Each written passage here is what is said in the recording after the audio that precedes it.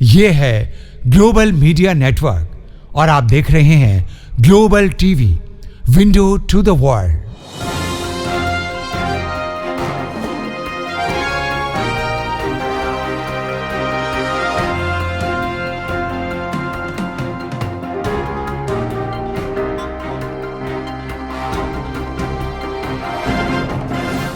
नमस्कार, global TV welcomes you all.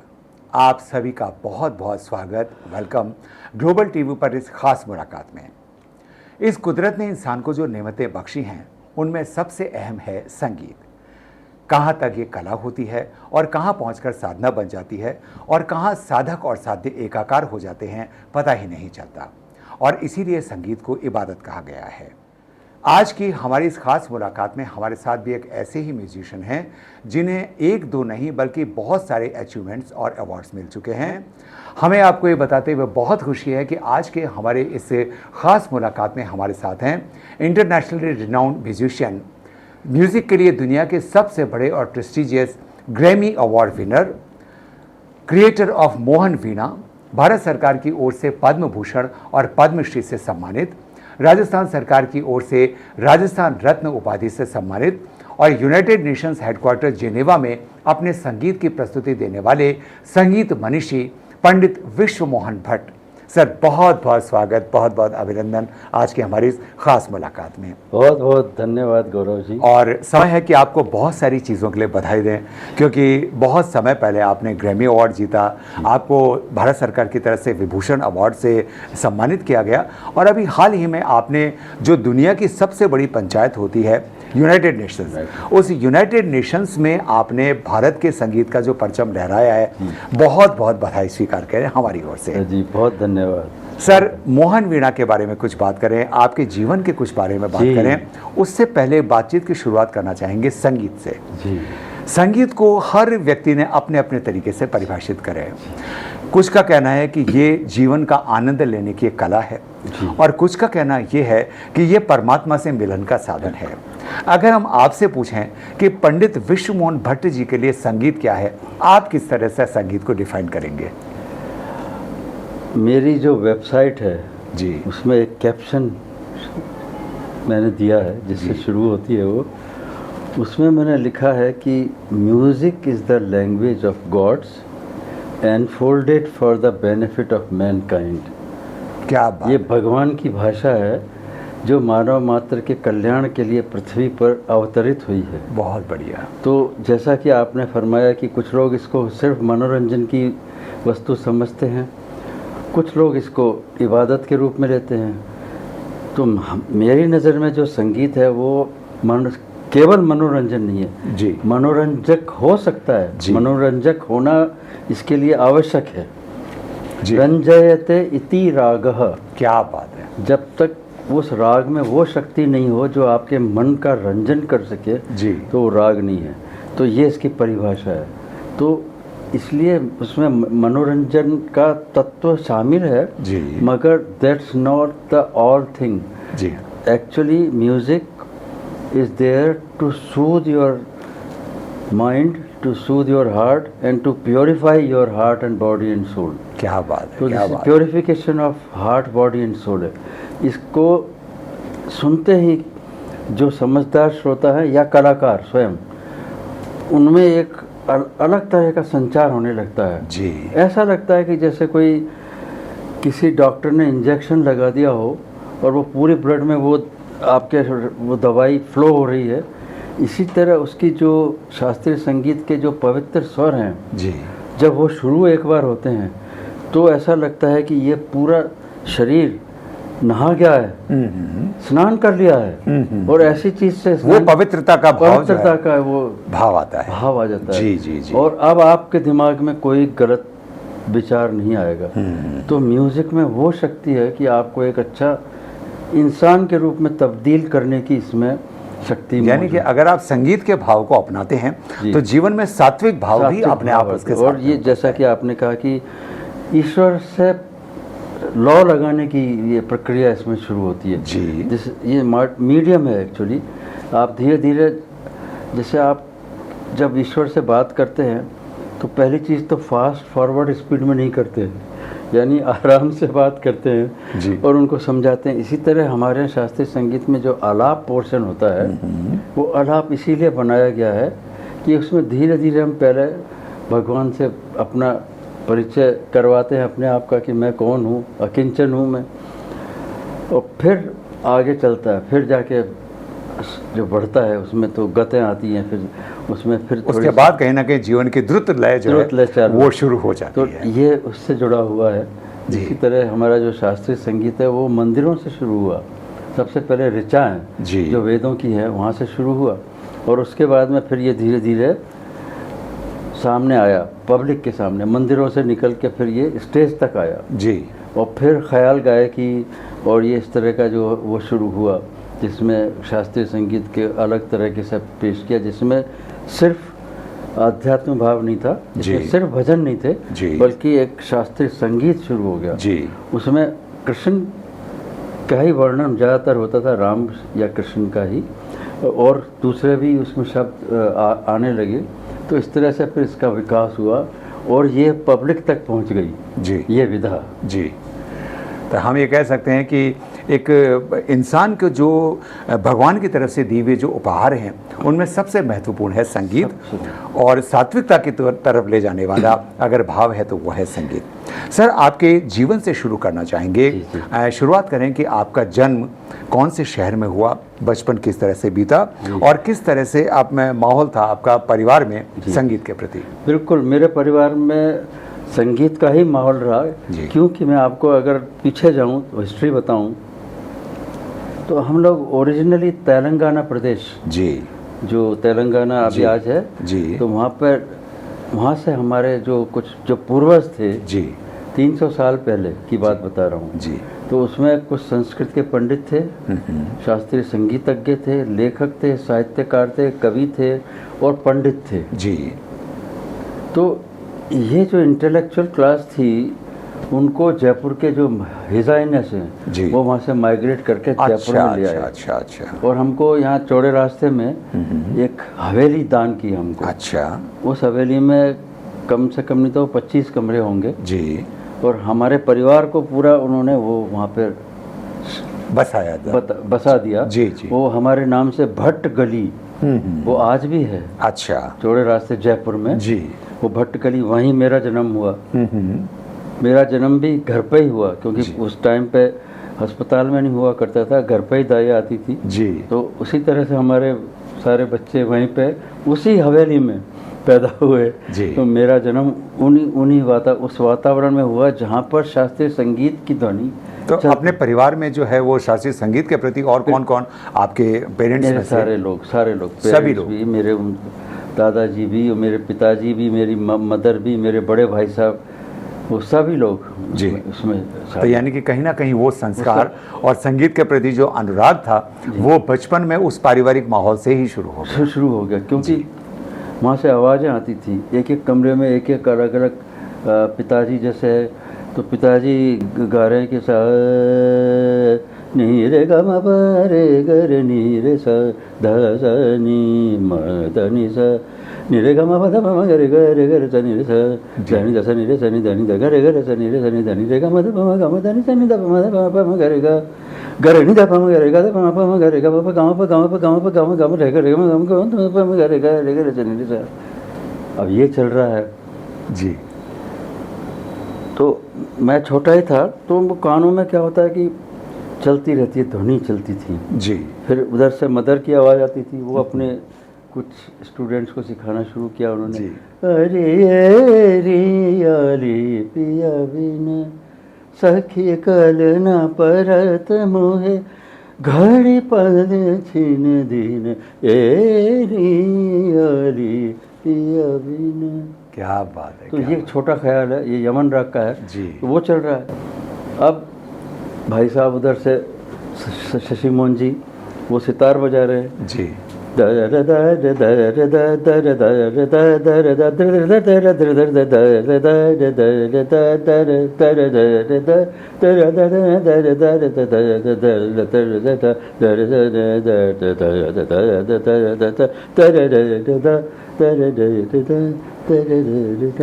तो ये चल रहा है।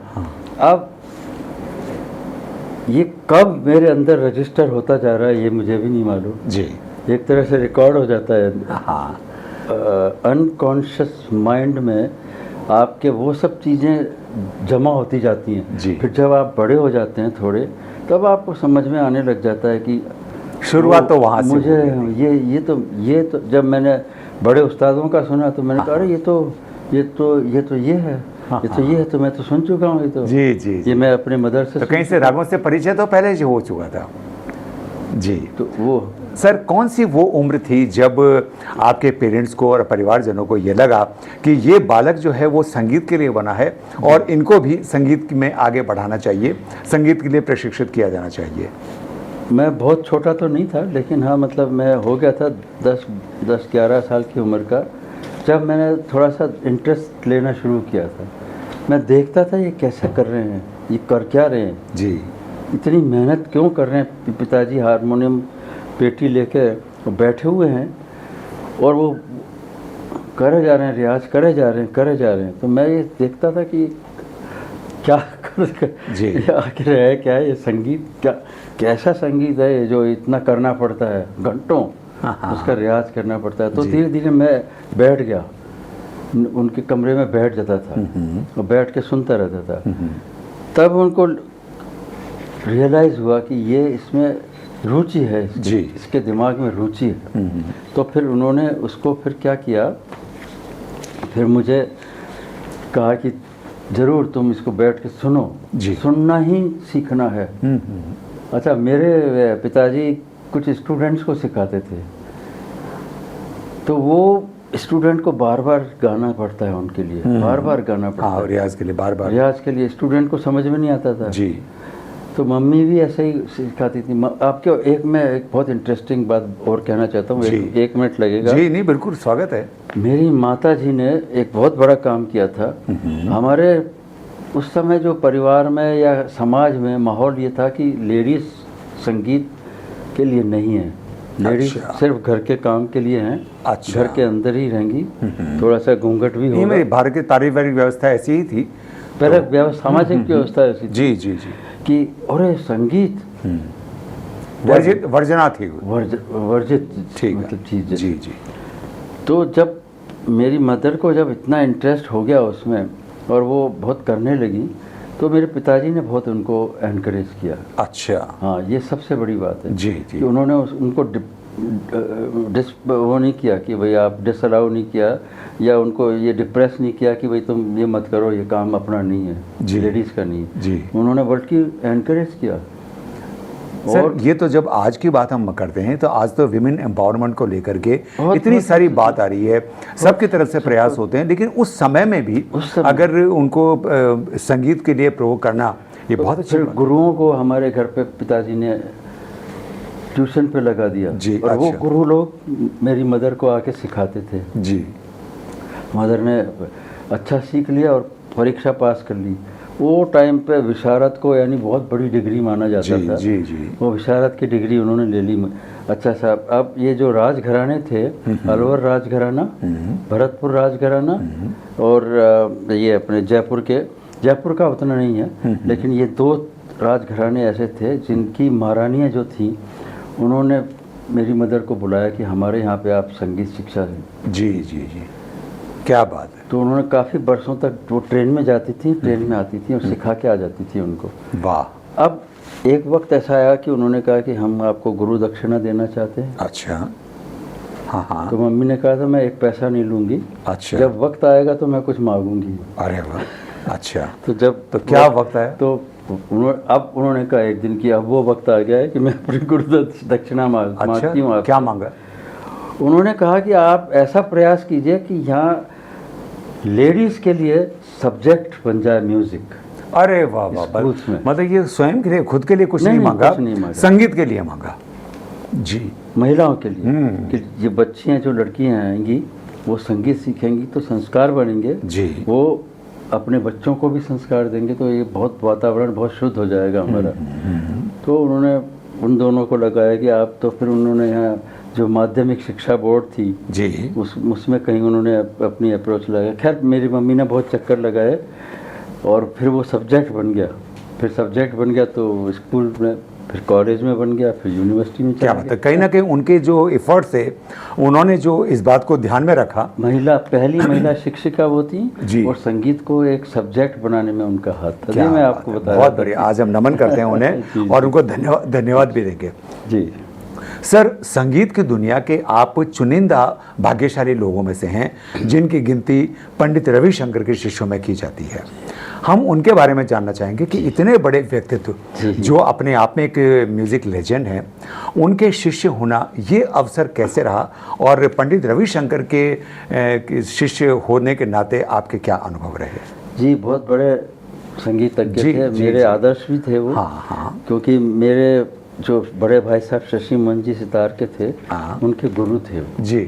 तो बचपन से वो सितार की धुनी तो मेरे कान में चलती थी जी। और उनको हमने सब लोगों ने अपना आदर्श बना रखा था जी। क्योंकि पूरी दुनिया में उनका नाम इतना फैला कर उन्होंने संगीत को, भारतीय शास्त्रीय संगीत को बहुत ऊंचा स्थान दिलवाया पूरी दुनिया में। जी। तो एक वो हमारे उनके लिए बहुत इज्जत थी। तो मैं जब मैंने अपना कार्यक्रम, पहला कार्यक्रम देना शुरू किया था 1970 में। जी। बॉम्बे में मैं करीब 12-13 साल तक प्रोग्राम देता रहा। जी। उसके बाद में जब 1983 आया तब मुझे थोड़ा सा ऐसा लगा कि मैं अपनी कला को किसी को समर्पित करूं। अच्छा। जो मैंने आज तक कुछ किया है। जी। क्या होता है कई बार एक जिंदगी में ऐसे कुछ क्षण आते हैं when you think of surrendering yourself to somebody. बिल्कुल ठीक बात है। और मेरे दिमाग में वो पंडित रविशंकर जी बैठे हुए थे। तो मैंने कहा कि ये सब मेरी जो कला है ये आपको समर्पित है। और तो उन्होंने कहा ये तो बहुत अच्छी बात है, तुम तो already you are established artist, जी, why are you coming to me. मैंने कहा नहीं, मैं आपको बहुत श्रद्धा रखता हूँ आपके लिए और आपको अपना गुरु मानता हूँ। जी। तो उन्होंने कहा फिर फॉर्मेलिटी भी अपन करते हैं। अच्छा। गुरु मानते हो तो फिर हमारे यहाँ एक उसको बोलते हैं गंडा बंधन। जी जी जी। उसमें वो मौली होती है, तिलक होता है और गुरु और शिष्य की जो रिलेशनशिप है जी वो एक तरह से हो जाती है। बहुत बढ़िया बात। तो वो सेरेमनी वो संपन्न हुई और फिर उसके बाद में जो भी ज्ञान उनसे मिलता था वो ज्ञान लिया मैंने। हालांकि मेरा साज अलग है जी, अब उनका सितार था। लेकिन अब हम आपसे जो बात अक्सर हम आपके जब से बचपन से आपको पढ़ते आए हैं कि साहब मोहन वीणा के क्रिएटर, आपने गिटार को इतना, क्योंकि हमें हर संगीत प्रेमी समझता है कि गिटार को आपने उसका इंडियनाइजेशन करके आपने मोहन वीणा में परिवर्तित किया। सर, इसको वेस्टर्न इंस्ट्रूमेंट गिटार को एक इंडियन इंस्ट्रूमेंट मोहन वीणा में बदलने का विचार किस तरह से आया और उसको आपने किस तरह से एग्जीक्यूट किया? जी देखिए, मेरे अंदर एक कल्पना चल रही थी, वो ये थी कि एक कोई ऐसा साज हो जिस साज में सितार की भी विशेषता आ जाए, वायलिन की भी आ जाए जी, संतूर की भी आ जाए, सारंगी की भी आ जाए, सब में ऑल इन वन जी।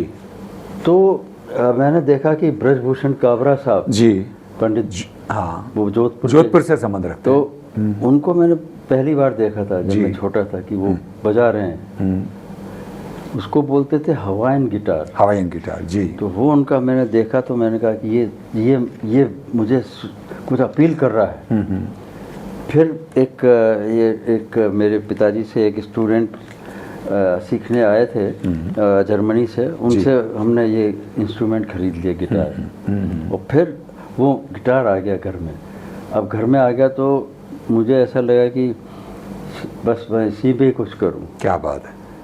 तो सर इसमें मैंने क्या किया कि जो स्पेनिश गिटार थे उसके जो 6 तार होते हैं वो तो निकाल दिए जी। और फिर मैंने इसमें नए ऑर्डर शुरू किया जी, जैसा कि ब्रजभूषण काबरा साहब ने पहले किया था, उसी पैटर्न को लेते हुए मैंने थोड़ा सा, तो इसमें ये 3 मेन स्ट्रिंग्स लगा दिए जिसमें सा पा सा बोलते हैं हम लोग। अच्छा जी। इन पे ये जो हम बजाते हैं और ये इसको बोलते हैं सहायक तार, ये 5 तार हैं। अच्छा। और फिर इसके बाद में ये जो आप देख रहे हैं जी, इसको हम बोलते हैं तरब। अच्छा। तरब के तार, सिंपैथेटिक स्ट्रिंग्स बोलते हैं इंग्लिश में जी।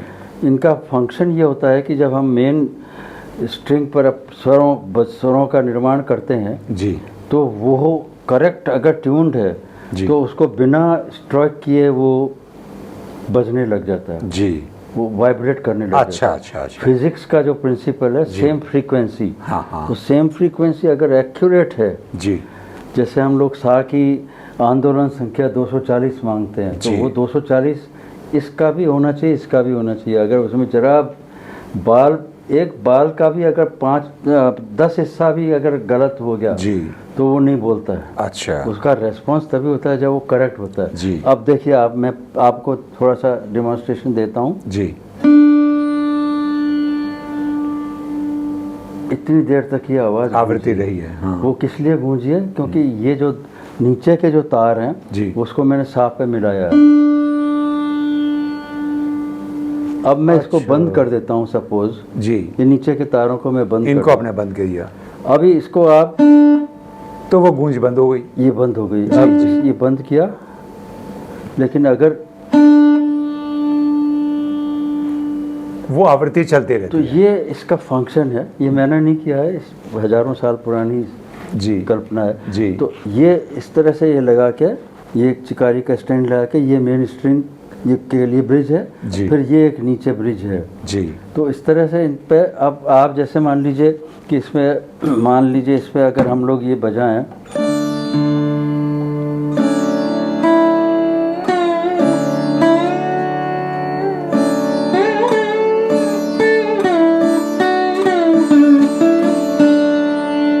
मेरी पोजीशन ठीक नहीं है, जी,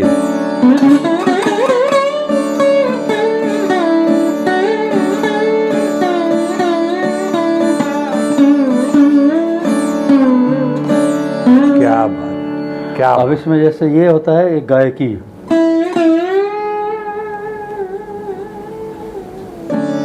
इसको बोलते हैं हम गायन।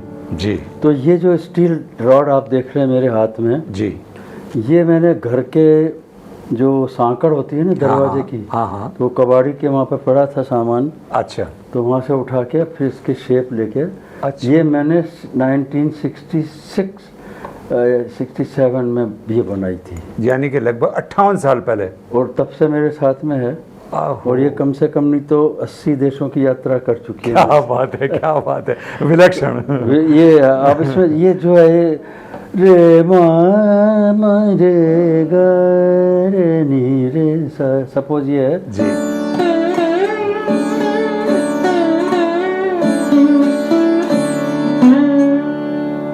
तो ये पमा गा दा नी सा, अब एक स्ट्रोक में निकल गया ये, जी, मतलब ये पूरा स्ट्रोक हुआ इसमें। और अब जो तानें हमारी चलती हैं तो ये गायकी और फिर तंत्रकारी अंग, तंत्रकारी मतलब सितार अंग, तो ये इन दो से सितार का अंग, जैसे मान लीजिए अभी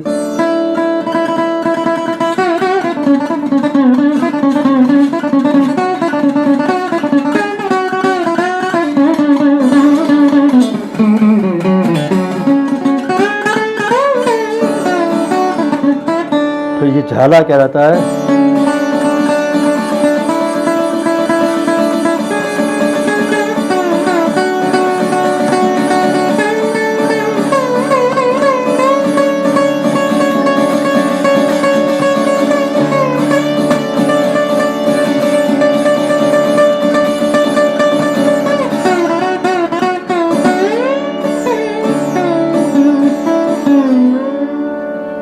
क्या बात है, क्या बात है, कृतार्थ कर दिया आपने। तो ये गायकी अंग जिसको मैंने आपको बताया और तंत्रकारी अंग, जी। उन दोनों का मिश्रण करके और सितार, सरोद, वीणा सब की इसमें आवाज़ निकालने की मैंने वो जो बहुत सुंदर। मेरा सूक्ष्म प्रयास है, बहुत बड़ा कुछ सर आपका सूक्ष्म प्रयास है, लेकिन संगीत जगत को नहीं, एक बहुत बड़ी एक अनमोल धरोहर है। नहीं, मैं ऐसा नहीं मानता, मैं तो बहुत छोटा हूँ सर।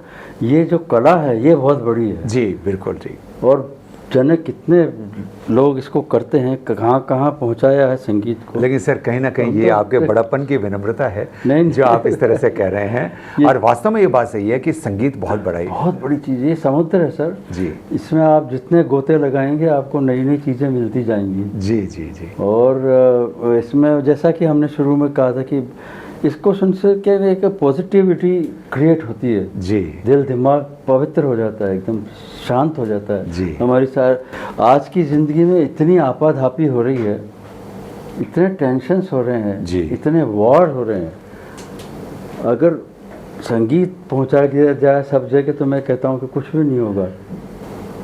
अभी मैं हर प्रोग्राम में आजकल ये अनाउंस करता हूं। अभी रिसेंटली जो आपने जिक्र किया था कि मैं यूएनओ में जेनेवा में गया, अभी उसके बारे में 20 दिन पहले की बात है जी। जेनेवा में जो संयुक्त राष्ट्र महासंघ का जो कन्वेंशन हॉल है जहाँ पर करीब 190 देशों के प्रतिनिधि मौजूद थे, तो उनके बीच में मेरा प्रोग्राम हुआ था। और राजस्थानी केसरिया बालम आवनी पधारो हमारे देश, मतलब वहाँ से आपने शुरुआत की थी। अच्छा, उसके बाद क्लासिकल बैंड किया। तो उनको 190 देशों के प्रतिनिधि को मैंने यही बताया कि ये विश्व शांति के लिए हमारा संगीत मैं जो प्रस्तुत कर रहा हूँ आज, ये है कि संगीत से अगर ये सारी जो हमारे युद्ध चल रहे हैं पूरे वर्ल्ड में वो सब खत्म हो जाए अगर हम लोग संगीत की पवित्रता, यानी कि विश्व शांति में संगीत का एक बहुत बड़ा अहम योगदान हो सकता है जी, अगर उसको सही ढंग से लिया जाए जी। तो यही संदेश मैंने वहाँ दिया। बहुत सुंदर। और निश्चित रूप से एक बार फिर से आपको बधाई देना चाहेंगे क्योंकि हमारे लिए भी एक बहुत बड़े सौभाग्य की बात है कि यूनाइटेड नेशंस के हेडक्वार्टर में भारतीय शास्त्रीय संगीत को आपने परिचय करवाया और उनको इस चीज़ को इसका पसंद भी आया।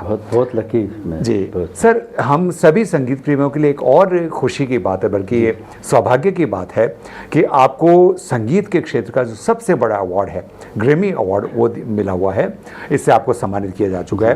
The nominees are Johnny Clegg and Savuka, Ry Cooder and V.M. Bott, Deep Forest, Henry Kaiser and David Lindley, and Uli Balls and Vladimir Ivanov. And the Grammy goes to A Meeting by the River, Ry Cooder and V.M. Bott. And they are here.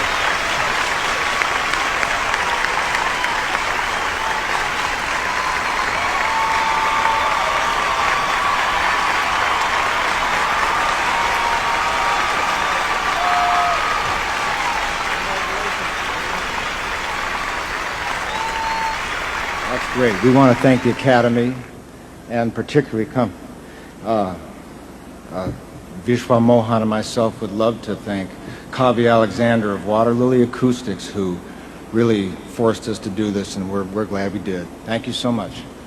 Your Grammy Award winning piece, A Meeting by the sir ये Grammy award कौन सी composition के लिए मिला था उसके बारे में कुछ बताइए।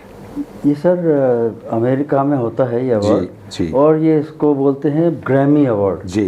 तो ये कम से कम तो 10,000 एल्बम दुनिया से उनके पास में आते हैं एंट्रीज, और उसमें से वो सेलेक्ट करते हैं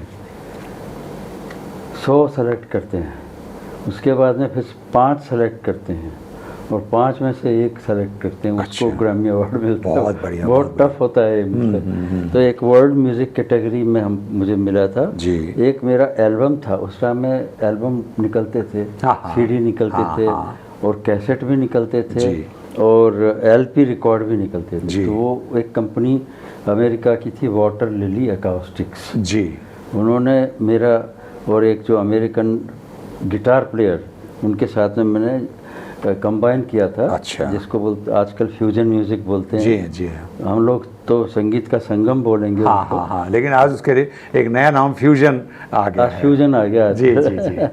तो उनके साथ में मैंने वो किया, तो मीटिंग बाय द रिवर जी इसका जो टाइटल था जी, उस एल्बम को कई अवार्ड्स मिले और फिर जाके वो अंत में ग्रैमी अवार्ड मिला, जो सबसे बड़ा अवार्ड होता है जी। तो वो उसमें मैं थोड़ा सा वो जो मेरा जो संगीत 2 तरह के होते हैं जी, जो रिकॉर्डिंग की बात कर रहा हूँ मैं। एक तो होता है फिक्स संगीत जी, या आपने पहले फिक्स कर दिया, कंपोजिशन फिक्स कर दिया, किसके बाद क्या आएगा, सारी चीज़ें फिक्स कर दी, आपने रिहर्सल करी महीने भर तक जी, फिर उसका रिकॉर्डिंग किया।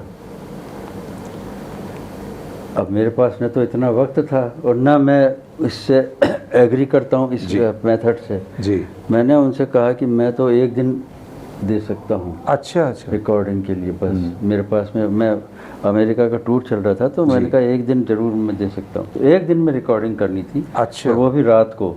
जी। क्योंकि हमने एक बड़ी इंटरेस्टिंग कहानी आपको बताता हूँ, थोड़ा सा 1 मिनट लगेगा। जी जी बिल्कुल बिल्कुल। ये उनका जो रिकॉर्डिंग कंपनी थी, उसका जो रिकॉर्डिस्ट थे मिस्टर कवि अलेक्जेंडर, तो उनका विचार था कि एक तो हम अकाउस्टिक साउंड लेंगे। अच्छा। मतलब इलेक्ट्रिक कुछ भी नहीं होगा। अच्छा। नेचुरल साउंड होता है, जो वुड जो इसका जो साउंड आता है, ये लेंगे हैं? जी।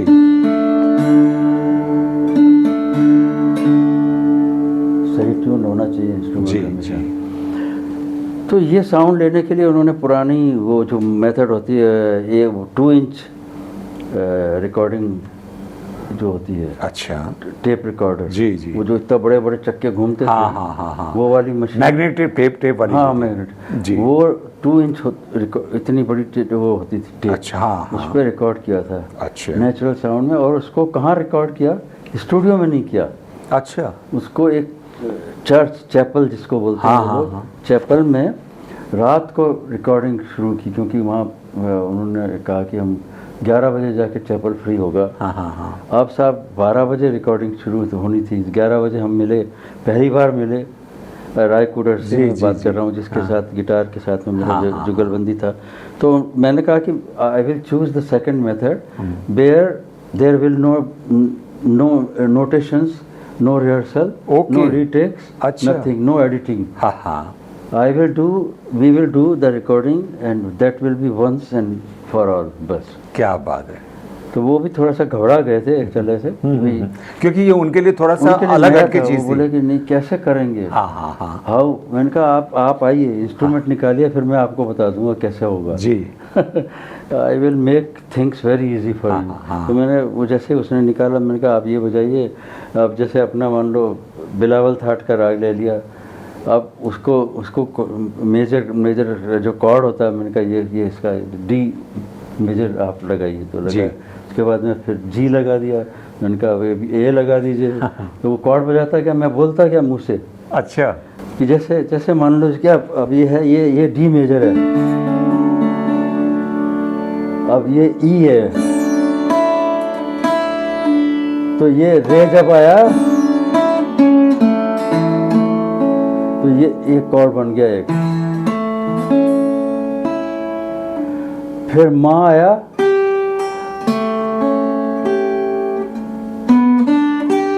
ये मैंने बजा के बता दिया कि ये वाला कॉर्ड आएगा इसमें, जी। ये जी आएगा। तो इस तरह के उसको आसान कर दिया, फिर उसके लिए बहुत आसान हो गया। क्या बात। और फिर हमने वो ये जो एल्बम है वो रिकॉर्डिंग शुरू की, और फिर उसको सुबह 5 बजे तक ख़त्म किया। हाँ। क्योंकि मुझे 6 बजे जाना था एयरपोर्ट। जी। तो इस तरह जल्दबाजी में किया था रिकॉर्ड। लेकिन इसके बावजूद 4 रचना मैंने उसी समय बैठ के की, उनको राय कुडर को उसी समय कॉर्ड बता के, और मैंने कहा कि ये आप ये करिए और ये वाली रिदम आएगी, ये वाला, तो फिर उसी समय कंपोज कर दिया मैंने। बहुत बढ़िया। और तो दिस इज लेकिन बेटर वे। जी। Instead of just rehearse, you go on rehearsing something और फिर उसको आप निकाल दें, उससे क्या मज़ा नहीं आएगा उसमें। इम्प्रोवाइजेशन का जो पार्ट होता है और नोवेल्टी की जो होती है वो चीज़ उसमें लैक करती है। वो भी अच्छा है, वो मैं ये नहीं कह रहा हूँ वो ख़राब मेथड है, क्योंकि ज़्यादातर वैसे ही रिकॉर्डिंग होती है। लेकिन मैंने कहा कि let us do it and based on improvisation, what comes in your mind at that time of recording, बिल्कुल वही हम रिकॉर्ड करेंगे। बहुत सुंदर, तो बहुत बढ़िया। इस चीज़ को अमेरिका में बहुत पसंद किया गया। अच्छा। कि this is something very different from what was going on. Is unusual recording है और अकाउस्टिक साउंड है, और कोई इसमें इलेक्ट्रॉनिक इंस्ट्रूमेंट्स नहीं है, और झाम छिक छिक छिक और ये सब कुछ भी नहीं है इसमें। और ये पूरा एकदम इंडियन म्यूज़िक और वेस्टर्न म्यूज़िक की एक ब्रांडिंग अच्छी हो रही है। क्या तो ये बात इस चीज़ को लेके फिर वो अवार्ड तक। और उसका परिणाम ये हुआ कि भारत को एक सौभाग्य मिला कि आपको ग्रैमी अवार्ड से सम्मानित किया गया। 94 सर, ये जो एक मोहन वीणा के साथ में आप भारत के एक म्यूजिक एम्बेसडर, एक आर्ट एम्बेसडर बन करके आपने बहुत से देशों की यात्रा की है। सर, अब तक कितने देशों की यात्रा हो चुकी, और अगर किसी देश का कोई ऐसा अनुभव हो जो आपको आज भी याद आता हो तो उसके बारे में हमसे शेयर कीजिए। ऐसे तो काफ़ी देश हो गए मेरे, मतलब इस सलील वगैरह और ये लोग, सौरभ, ये लोग रिकॉर्ड रखते हैं कुछ। वो कहते हैं कि आपके 80 हो गए करीब। अच्छा, लगभग 80 मान 40-50 तो मुझे याद है। जी जी जी मुझे लेकिन उसके बाद में काउंटिंग में कोई ऐसा अनुभव पर जो आपको हमेशा याद रहा? हाँ, नहीं ऐसे तो कुछ ना कुछ चलता रहता है जी। एक अमेरिका में था कि मेरी फ्लाइट थोड़ी सी डिले हो गई थी जी। और मेरा तुरंत प्रोग्राम था, क्योंकि वहाँ फ्राइडे सैटरडे संडे को प्रोग्राम होते हैं। अच्छा, जनरली हाँ, तो वीकेंड पक्का ही है, और वीकेंड में, और बाकी भी कभी हो जाते हैं। तो मेरी एक जगह थी, सैटरडे को फ्लाइट डिले हो गई, तो मैं सीधा एयरपोर्ट से कुर्ता वुर्ता पहन के वहीं से मैंने तैयार होकर मैंने कहा सीधा स्टेज पे जाना पड़ेगा जी। There is no time to go to hotel change. तो मैं वहाँ जब हॉल में जाने लगा तो कारों की लाइन लग रही थी। अच्छा। अब हम नहीं जा सकते क्योंकि कार हैं सारी वहाँ पे पार्किंग के लिए। पार्किंग की वहाँ बड़ी वो होती है ना। हाँ हाँ। अब बोले कि सर, वो जो मुझे ड्राइव कर रहे थे बोले sir we can not go, we can not, रास्ता ही नहीं है। और दूसरी बात की ये जो लाइन है यहाँ तो मैंने उनसे कहा कि मैंने कहा भाई ऐसा करो, आप इनको मैसेज दो कि प्रोग्राम जिसका है वो पीछे लगा हुआ अगर ये नहीं पहुंचे तो तुम किसके लिए आए हो? जाना बेकार है। जी जी। जब तक हम नहीं जाएंगे।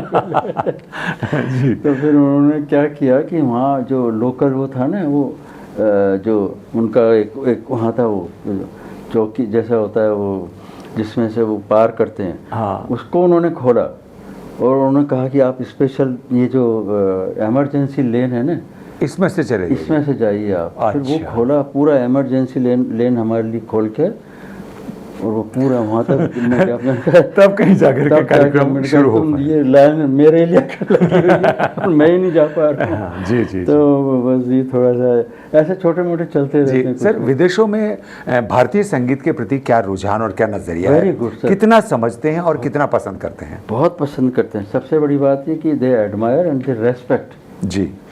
और हमारा जो ओरिजिनल म्यूज़िक होता है उसको पसंद करते हैं। जी। आजकल के जो ये इलेक्ट्रॉनिक और ये जो हम लोग जो जिसको सो कॉल्ड रैप म्यूज़िक बोल देते हैं आजकल, रैप जी, रैप और इस तरह की जो हो रहे हैं, जो वेस्टर्न की नकल होती है वो उनको पसंद नहीं आती है। वो कहते हैं वो तो हम यहाँ ही कर लेंगे। जी जी जी। आपका क्या ओरिजिनल है? आपका ओरिजिनल क्या आपका राजस्थानी मांड सुनाइए। जी जी। आपकी यमन की तान सुनाइए, उसकी रचना सुनाइए। क्या बात है। और तबले के साथ में कैसे आप धा तिरकट तक धा, धा तिरकट तक धा, तिरकट तक धा ती धा। अब इस तरह की जो चीज़ें आती हैं ये तो रेयर हो जाती हैं उन लोगों के लिए जब हम ये करते हैं कि तिरकट गिर धा न धा न धा, तिरकट कत गिर धा न धा न धा, तिरकट कत गिर धा न धा न धा। अब ये तिहाई है तो इस तबले के बोल कैसे, और फिर ये तिहाई को इस पर कैसे आप, वो उनको इंटरेस्ट लगता है कि ये this is something new which we can not do. जी जी। आदमी उसी चीज़ की तारीफ करता है जो वो खुद नहीं कर सकता। जी। तभी तारीफ करता है, नहीं तो जो काम खुद कर लेता है उसकी तारीफ नहीं करता। बिल्कुल सही। बोले ये तो मैं ही कर लूँगा। बिल्कुल सही बात। तो लिहाजा कहने का मतलब है कि उनको बहुत ओरिजिनल म्यूज़िक लगता है। हाँ हाँ। हमारा एथनिक म्यूज़िक लगता है, बहुत सेक्रेड म्यूज़िक लगता है, and they go for piece of mind. तो ये जो आजकल जो कॉन्सेप्ट चल रहा है कि धूम धड़ाके वाला म्यूजिक थेरापी, ये music as a therapy, it can be used as a therapy. Music for peace, हाँ, म्यूजिक फॉर रिलैक्सेशन। जी। क्या आपको लगता है कि आप भी इस विश्वास को कहें कि म्यूजिक एक थेरापिटिकल वैल्यूज हैं उसकी, जी। और रोगों के उपचार में भी संगीत मददगार हो सकता है? देखिए, ये जो शारीरिक जो है वो नहीं, मैं उसकी गारंटी नहीं लेता हूँ, या मैं उसको वो नहीं मानता हूँ। कहाँ से कहानी शुरू होती है? वो दिमाग से। बिल्कुल से उसको शांति तो दिए निश्चित रूप से। पहली चीज़ है उसको शांत करना। जी जी। उसमें जो प्रॉब्लम्स बैठी हुई हैं जी, उनको अगर आपने काबू कर लिया, क्योंकि दिमाग ऐसी चीज़ है which works all 24 hours into 7 365। Even if you are sleeping तब भी आपका दिमाग काम कर रहा है, आपका सपने भी चल रहे हैं, और सपने से कोई मतलब नहीं होता रियलिटी का, लेकिन दिमाग काम कर रहा है उसमें, उस समय भी दिमाग काम कर रहा है आपका। कहने का मतलब दिमाग को शांत करना या चित्त बहुत वो होता है, चंचल होता है। एक सेकंड में अभी आपकी इमेजिनेशन पहुंच जाएगी, मैं कि लॉस एंजलिस की सड़क पर मैं जा रहा हूँ, एक सेकंड में आपको पूरी पिक्चर आ जाएगा आपके सामने, दैट फास्ट। तो विचार चलते रहते हैं, ये चलते रहते हैं, अरे ये कौन है, ये इसने ऐसा क्यों, ये क्या कर रहा है, ये क्यों कर, अरे बाप रे, जिंदगी ऐसी बन के हो गई है आजकल। उन सबको हील करने के लिए अब आप हाउ टू हील, जी जी, उसको नीचे कैसे लाएंगे आप, जो एंजाइटी लेवल आपका और एक्साइटमेंट उसमें संगीत बहुत मददगार हो बहुत सकता है। मददगार। उसमें राग होते हैं कुछ जी जैसे दरबारी कानड़ा है जी, तो उसकी चाल धीमी है। हाँ हाँ, चाल धीमी का मतलब वो स्लो है, उसमें ठहराव है। राग जो रात के राग हैं उनमें ठहराव होता है, बागेश्वरी है, दरबारी कानड़ा है, जोग है, इनमें एक ठहराव होता है, यानी रिलैक्सेशन के लिए होता है कि now you are going to sleep, now your mind should be calm and quiet. शाम के राग होते हैं वो, उनमें एक अलग फीलिंग होती है। शाम के टाइम रोमांटिसिज्म होता है, सब जी मतलब एंजॉय करते हैं कि अब अब मेरा काम खत्म हो गया, now let us have a drink जी। तो वेस्टर्न में तो ये कॉन्सेप्ट हाँ हाँ बिल्कुल है। तो हमारे यहाँ वो नहीं, हमारे यहाँ है कि इसके पूरा धनाश्री, हमारे यहाँ है कि यमन राग जी, उसमें जो रोमांस है उसमें हम लोग श्रृंगार रस बोल देते हैं जी, और हम श्रृंगार रस हमेशा कनेक्ट करते हैं राधा और कृष्ण के पवित्र हाँ, प्रेम हाँ, से। जी, तो वैसे राग हैं।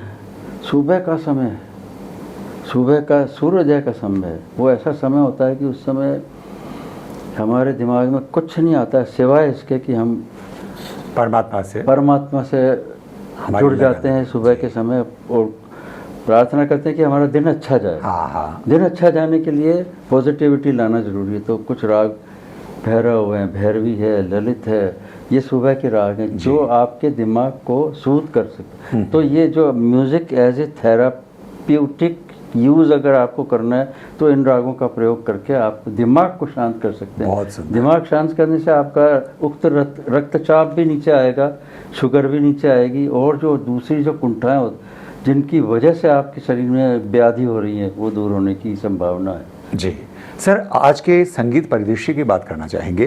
कहते हैं कि चाहे आर्ट हो चाहे म्यूज़िक, जितना उसको समझा जाएगा उतना ही उसका आनंद लिया जाएगा।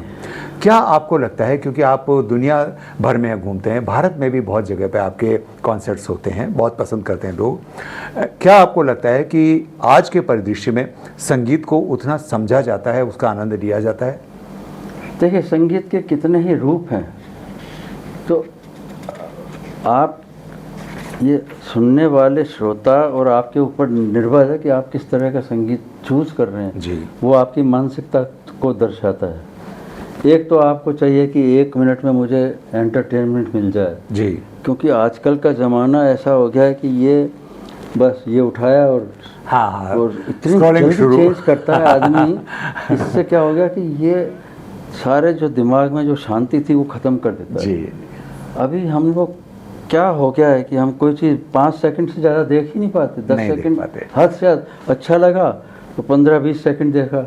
अब वो AI काम करता है, अब आपको वही देगा जो आपने देख लिया जी, जी जी। आपने जैकलीन फर्नांडिस का डांस देख लिया तो फिर वो बार-बार तो अब आपको वही देगा, वो प्रियंका का दे देगा आपको, या किसी का डांस दे देगा जी जी जी, या नोरा फतेही का डांस दिखा देगा वो। हाँ हाँ, क्योंकि उसने आपका माइंड सेट नोट कर लिया, आपका मन पढ़ लिया कि क्या चाहिए तो ये चाहिए जी। तो अभी ज़माना यहाँ चला गया।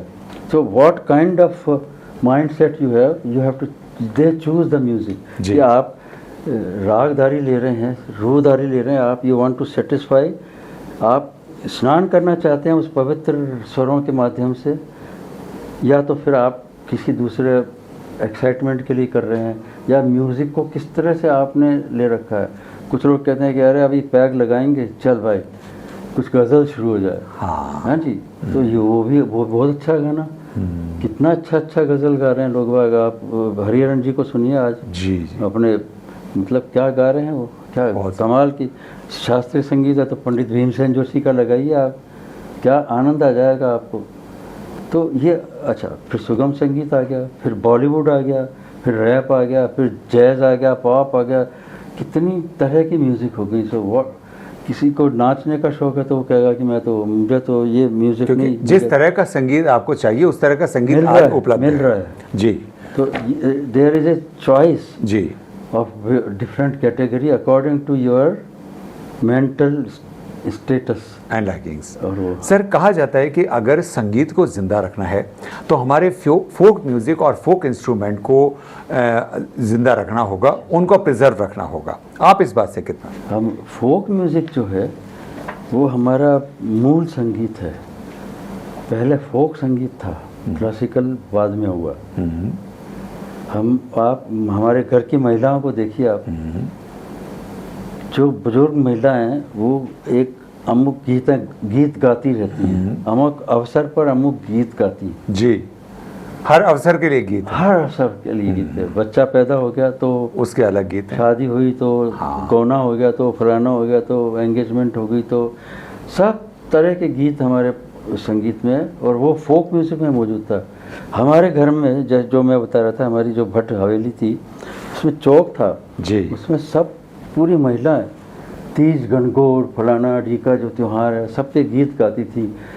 खेलन दो गणगौर भंवर माने पूजन दो गणगौर, क्या बात। हो जी मारी सात सहेलियां जोवे बाट, भंवर माने पूजन दो गणगौर। बहुत सुंदर। अब ये सारी महिला गा रही हैं, हम बच्चे लोग उसी को सुन के अभी तक याद है।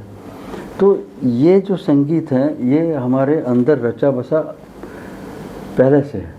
फिर एक ज़माना आया जब, जो मैंने पहले भी कहा था कि मंदिरों में संगीत था, उसमें उस समय सिर्फ वहीं तक सीमित था। फिर बाद में ये इधर आया, अपने सार्वजनिक हुआ कि जनता जनार्दन के लिए। तो फिर शास्त्रीय संगीत बना कि कुछ शास्त्र अप्लाई कर दिए कि ये डूज एंड डोंट्स कर दिए कि ये राग है, इस राग में यही लगेगा, दूसरा नहीं लगेगा, वरना मिक्स हो जाएगा ना। सब मिक्स तो नहीं हो सकता ना। एक एक राग की अलग अलग शक्ल होती है। जैसे आपका नाम गौरव है, मेरा नाम विश्व मोहन है, आपका नाम फलाना है, आपका ढीका है, तो आपकी पर्सनैलिटी को वो कर रहा है कि ये अच्छा पहचान। इसी तरह राग भी पहचाने जाते हैं और उन रागों में अलग अलग रस और भावना भी होती है, ये भी बात है। हर राग में, जैसे मैं आपको अभी थोड़ी देर पहले बता रहा था कि दरबारी, जैसे मैंने उदाहरण दिया था, राग दरबारी कानड़ा है, उसमें ठहराव है। तो कुछ राग ऐसे होते हैं जिनकी हाथी की चाल होती है जी, कुछ राग ऐसे होते हैं जिनकी हिरण की चाल होती है, अच्छा बिल्कुल, कुछ राग ऐसे होते हैं जिनकी पक्षी की उड़ान होती है जी। तो अब आप हाथी को मार के और हिरण की तरह दौड़ा नहीं सकते, तो उस राग के साथ वही न्याय करना पड़ता है कि उसके डूज एंड डोंट्स फॉलो करने पड़ते हैं जी। और आज के अगर हम संगीत परिदृश्य की बात करें तो आज का जो हमारा यूथ है, देखिए एक समय आया था कि जबकि एक फास्ट म्यूज़िक, डिस्को म्यूज़िक जिसको नाम दिया गया था, इसका चलन चला था, लेकिन अब समय के साथ में ये देखा जा रहा है कि आजकल सूफ़ी और जो म्यूज़िक का ज़्यादा चलन हो गया है और लोग अपने स्लो म्यूज़िक को, जैसे आपने बताया कि लोग गज़ल को भी बहुत पसंद करते हैं। म्यूज़िक के इस बदलते ट्रेंड के बारे में आपका क्या कहना है? बहुत बदलाव होता है, बहुत बदलाव होता है, और वो बदलाव मैं समझता हूँ कि ज़रूरी भी है जी, अदरवाइज़ वो स्टैग्नेट हो जाता है। हम लोग के ऊपर आरोप है कि अरे ये तो बहुत ट्रेडिशनल म्यूज़िक है जी, आप शास्त्रीय संगीतज्ञ के ऊपर आरोप लगाते हैं लोग, अरे ये तो बहुत पुराना संगीत है, कि 5000 साल पुराना अभी सुना रहे हैं संगीत। उनको ये नहीं पता कि 5000 साल में डेवलपमेंट कितना हो गया जी जी, उसका कहाँ रूप पहुँच गया। What we should see today is the most developed form of Indian classical music जी। इतना ज़्यादा उसमें वो सुधार होता जा रहा है, संशोधन होता जा रहा है, नए नए कलाकार आके नई नई अपनी कल्पना जोड़ते जा रहे हैं।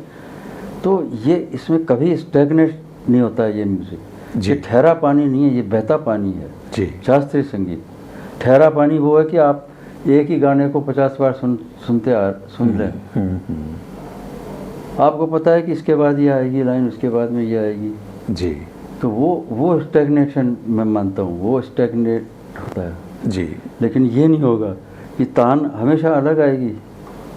आप भीमसेन जी से राग सुन लीजिए, आप उस्ताद आमिर खान साहब से सुन लीजिए, बड़े गुलाम अली खान साहब से सुन लीजिए जी। आप कौशिकी चक्रवर्ती से सुन लीजिए जी। आपको अलग ही राग सुनाई देगा। मतलब बंदिश वही है, अदायगी बदल गई, अदायगी में और परफेक्शन आ गया जी। तो इसी तरह से अलग अलग संगीत में अलग अलग एक्सपेरिमेंट चल रहे हैं जिनको मैं बुरा नहीं मानता, ये सब अच्छे हैं। आजकल रिमिक्स का भी ज़माना है कि पुराने गाने की आप उन गानों को नए तरीके से कैसे पेश कर, वो भी अपने आप में एक व्यापार बना हुआ है। बहुत अच्छा जी। वो व्यापार भी ये है। तो आपने अलग अलग शास्त्रीय संगीत के जो बदलते परिवर्तित रूप हैं इसके बारे में बात करी। हम इस मोहन वीणा के बारे में बात करें जी। क्योंकि आपकी भी पीढ़ी जो है, आप हमारे बहुत वरिष्ठ हमारे कलाकार हैं, हमारा आपका आशीर्वाद सभी युवा संगीत प्रेमियों को है। आप आगे आने वाली पीढ़ी को, आगे आने वाली पीढ़ी भी इस विरासत को जो हमारे सामने है, इस विरासत को आगे तक लेके जाए, इसकी तरफ से आपकी तरफ से क्या प्रयास हैं? क्या आपके परिवार में भी इस तरह की पीढ़ी विकसित हो रही है? बिल्कुल चलता आ रहा है जी। वो परंपरा चलती आ रही है। मैं कह सकता हूँ कि मैं जितना हो सका मैंने ज्ञान देने की कोशिश की। मेरे 2 पुत्र हैं, सलील बड़े हैं जी, वो सात्विक वीणा बजा रहे हैं, और सौरभ हैं वो भी बजाते हैं, लेकिन उसके साथ साथ दूसरा म्यूजिक कंपोजिशन का काम उनका कंपोजर ज़्यादा है वो जी। और बहुत अच्छी अच्छी रचनाएं उन्होंने की। मेरे जितने एल्बम हैं, music for relaxation, music for soul, celebrations of love और मेघदूतम, और ये जितने भी मेरे एल्बम निकले उसमें सारा संगीत इन्होंने ही इसको संजोया। बहुत बढ़िया, बहुत बढ़िया। सारा सजाया तो था। ये दूसरी पीढ़ी तो बिल्कुल अपनी तरफ से योगदान दे ही रही है। सलील के पुत्र हैं सात्विक, अच्छा। उनको भी मैंने थोड़ा सिखाया था, लेकिन वो फिर दूसरी लाइन में चले गए थोड़ा सा। और लेकिन जो सौरभ के जो पुत्र हैं अथर्व, यानी कि आपके ग्रैंडसन जो मेरे जो ग्रैंडसन है वो बहुत टैलेंटेड है। वो क्या हुआ कि मैं बोलना चाहता हूँ कि थैंक्स टू कोरोना उस टाइम पे मैं घर पे ही था। हाँ। घूमने मैं ज़्यादा प्रोग्राम में नहीं जाता था। तो घर पे ही रहता था। तो एक सकारात्मक पक्ष उसका ये रहा। देखता रह गया मैंने उसका सदुपयोग कर लिया। तो उस टाइम पे मैंने अथर्व को बहुत तालीम दी। 3 साल लगातार 6 घंटे 7 घंटे ज़मीन पे बैठ के और सिखाया उसको जी। तो वो he has come up very well, he is doing very well. और आपको आश्चर्य होगा कि मैं अभी अमेरिका के टूर पे गया था, मेरे 24 शहर में प्रोग्राम थे, 24। और 24 के 24 शहर में ऑर्गेनाइजर ने मुझे एक ही चीज़ कही, सर आप अथर्व को नहीं लाए। अच्छा, क्या बात। यानी कि कहीं कहीं पॉपुलैरिटी उसकी बढ़ती जा रही है। जी जी। वहाँ तो पूरे अब बोले नेक्स्ट टूर में आप उसको लेके आइए। तो सर हमारी शुभकामनाएं देते हैं। और आइए अथर्व की भी एक कंपोजिशन, एक वाद्य जो उन्होंने बजाया है उसको भी एक बार सुनते हैं।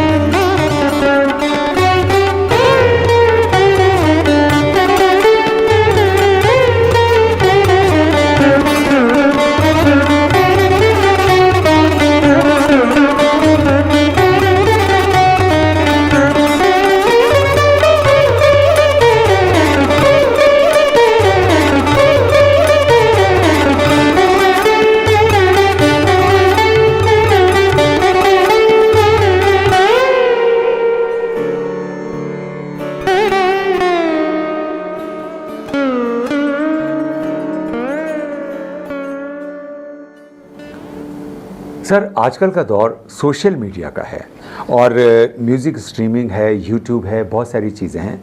ऐसे में हर जो यूथ है उनकी ये इंस्टेंट नेम एंड फेम की इच्छा रहती है। ये बस कुछ ना कुछ ऐसा वो हो जो वायरल हो जाए और वो उनको नेम एंड फेम मिल जाए। सर, आप क्या कहना चाहेंगे यूथ को, किस तरह से म्यूज़िक के क्षेत्र में काम किया जा सकता है, नाम कमाया जा सकता है और निश्चित रूप से दाम भी कमाया जा सकता है? नहीं, हर चीज़ में देखिए ज़रूरी चीज़ जो है कि आपको पहले ज्ञान लेना पड़ेगा जी, आपको संपूर्ण ज्ञान लेना पड़ेगा पहले जी। फिर आप कीजिए।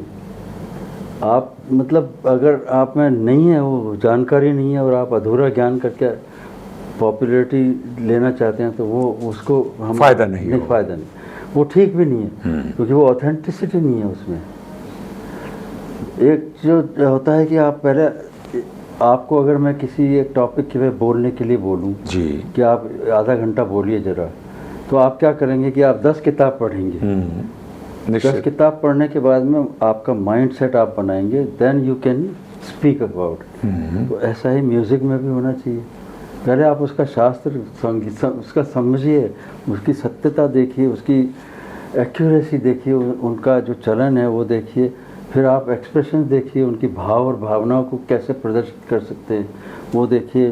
तो ये सब चीज़ें आप में जब आप में शुमार हों तब कुछ कीजिए तो ज़्यादा अच्छा ऑथेंटिक होगा। तो मैं उनसे ये कहता हूँ कि आजकल का यूथ पहले भैया सबसे पहले ज्ञान अपना अर्जित करो, उसके बाद में जो तुम करोगे वो ऑथेंटिक होना चाहिए। तो इसमें अभी कोई संगीत बुरा नहीं है क्योंकि जो स्वर है और जो ताल है ये पवित्र है। क्या इसमें कहीं कहीं कुछ चीज़ नहीं आती इसमें। बिल्कुल सही। ये आप मान लीजिए इसको, अब मैं अभी ये आजकल का जो यूथ है ये इस तरह की रिदम को पसंद करता है।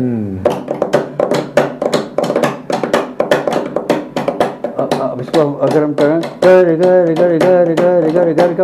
इस तरह से हम लोग शास्त्रीय संगीत इसी में शास्त्रीय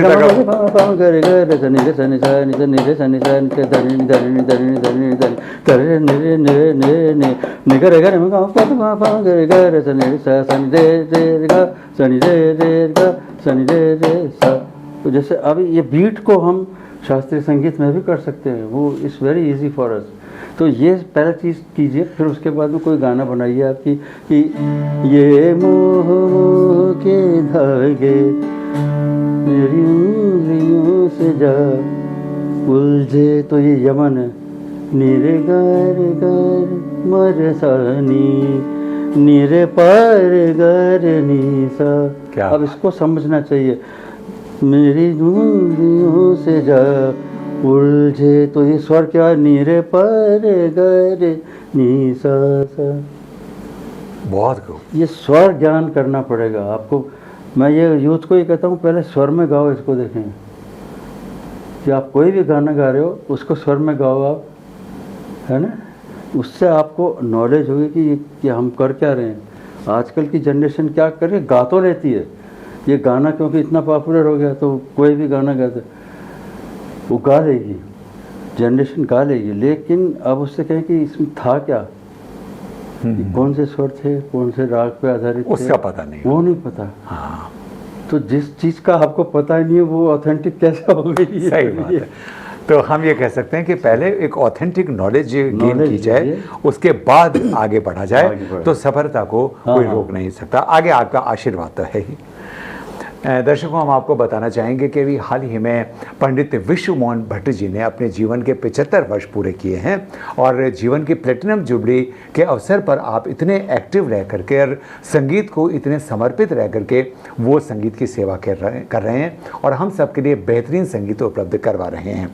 हमारी दुआ है आपके लिए कि आप 100 साल जिएं, इसी तरह से एक्टिव रहें और संगीत को अपना कंट्रीब्यूशन देते रहें और जो यूथ है उसको अपना आशीर्वाद देते रहें। भारतीय शास्त्रीय संगीत की जो पताका जो अभी तक आप पूरी दुनिया तक फहरा रहे हैं, इसी तरह से दूर दुनिया तक आप फहराते रहें, यही हमारी कामना है। सर, ग्लोबल टीवी के आज के हमारे इस विशेष मुलाकात में आने के लिए बहुत बहुत धन्यवाद। हम कृतार्थ हैं और आपके लिए बहुत उज्जवल भविष्य की कामना करते हैं।